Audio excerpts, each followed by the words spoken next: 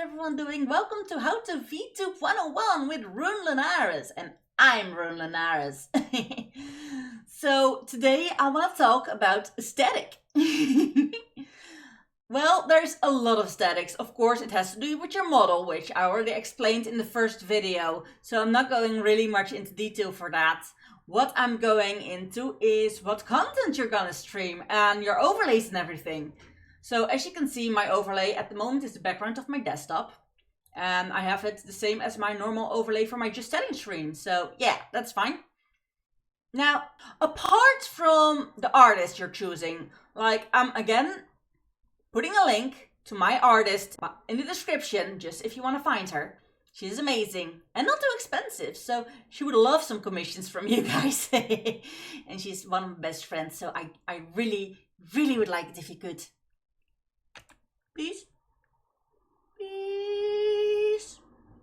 Aww. Like, that's one of the things you can do with Vtuber. You can, well, 3D can also change expressions. Like, VTubers can change expressions like that with hotkeys.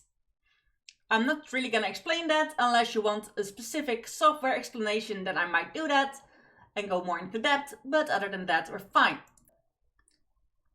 Now, as you can see, I have quite some games here.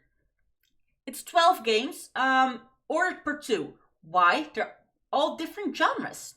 So what I want to advise you, find a genre that you like. Like, these all genres are things I like, but not all of them I would stream. Like, it is okay if you stream a lot of games, but try to find your niche. Like, what do you enjoy streaming? What does give you fun streaming? A lot of them will choose shooters or horror. Now, those aren't actually in my list because I'm a cozy VTuber. That's my whole aesthetic. Cozy, comfy, and just relaxed. So we have Eiko and Asuka, which are just very good examples of survival crafting games. Like, that's a thing I like to do, mostly multiplayer. Those games I prefer to do multiplayer just because of the fun you can have with friends, running around and just crafting things and helping each other and trying not to die, so basically, or trying not to go game over. In Eiko, that means trying to not die from the comments hitting you and making a bit community. In Asuka, it means actually reliving through the year. Now, then we have Kingdom Come Deliverance and Borderlands the sequel, which are both very good examples of story-heavy games. Now, I have more story-heavy games in here, don't you worry. But these are the perfect examples for specifically this one, because the others are better suited for others. Now, if you want to play story-heavy games, be prepared to do long playthroughs. Do most of the game online, because story-heavy games are oftentimes the bigger games. They don't have to be the AA games, but just, you know, they're gonna take a lot of your time. So plan your streams accordingly. Like, do once a week another game, just so you can calm your mind, else you will be burnt out on a game very quickly and might not finish it. That was a problem I actually ran into. I fixed it by now, but it's still a thing. I haven't finished all my long playthrough games. Like Borderlands, I don't stream. It's just a game I play offline with friends. But it is story heavy. And it counts as a shooter, I guess. Now, then we have, next to that, TCG Card Shop and The Elder Scrolls. Which, again, if you want to work with things like crowd control, like I explained in the last video, those are the games you want to go for. Games that give interaction for your viewers. Do you want to be an interactive VTuber? Do you want to use Twitch? Do you want to use the apps I gave you? Do you want to actually entertain your viewers instead of just having them calm, sit, sip a cup of tea or have breakfast or fall to sleep in your stream? Now, don't get me wrong, people falling asleep to your stream can be a huge compliment if you're going for cozy and calm vibes, which is just for me. So, yeah. Then we have the Coral Island and the Cozy Grove, which, honestly, they're cozy and or farming simulators, which is my niche mostly. Mostly I'm going for the Coral Islands and the Cozy Grove games. They're great, they're cozy, they're comfy, and if you just want to have, you know, a kind of vibe, a calm vibe, and don't be in a rush, then the cozy games are definitely for you. while you're playing cozy games, you can keep your eye on chat and actually chat with your viewers and ask about their day, be interested, and there's not that much stakes, so in your game nothing can go wrong, while you're just having a nice chat with your viewers. So they're very good for viewer interaction if it's your own chat instead of the add-ons. So yeah, that's a great one. Now, the Supermarket Together and the Fablecraft are definitely if you're into multiplayer games and not just like the basics. Like Supermarket Together is run Supermarket Together, or Until Tavern I have that you can play that multiplayer and you run a tavern together. Fablecraft is for D&D. It's not D&D, but it has the same vibe. The tabletop, it's amazing. You can play it with other people. You can DM it. It's online. It's just fantastic. You have visual with your story. So if you want to be like into podcasts or just have fun with friends, Fablecraft and that kind of stuff, do multiplayer games. If you're playing multiplayer, do make sure you do have the Discord overlay so that people can at least see who's talking.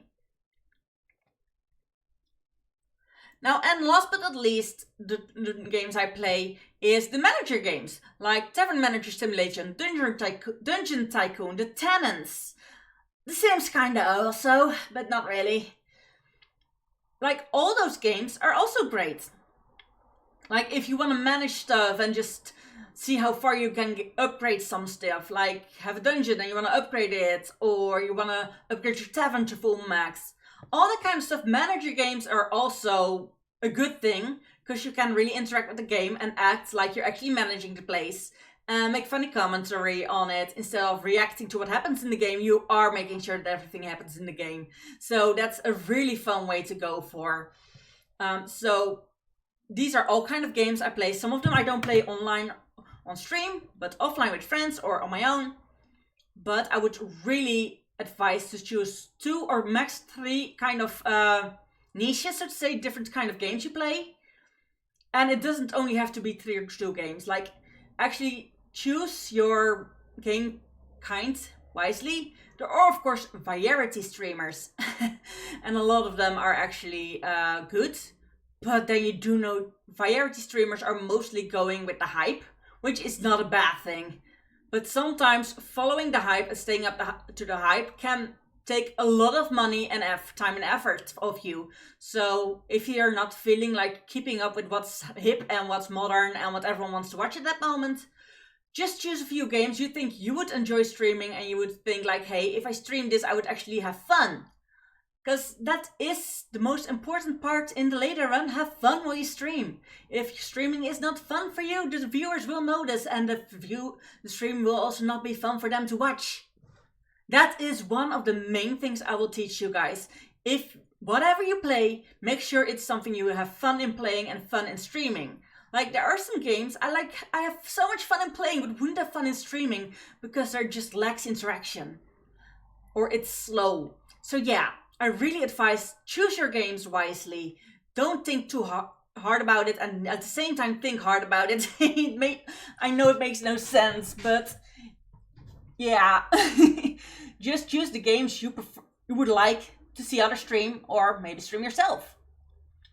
Now, I advise to do games that you haven't played yet before, or there is playability in you can do a different run and cut a completely different outcome.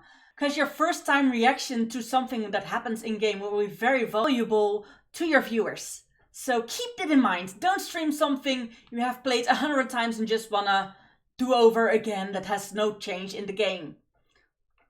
Of course you can do a game again then after if you're going for an achievement run and just do the achievement run. But yeah. That's, I think, all I have to say about the games.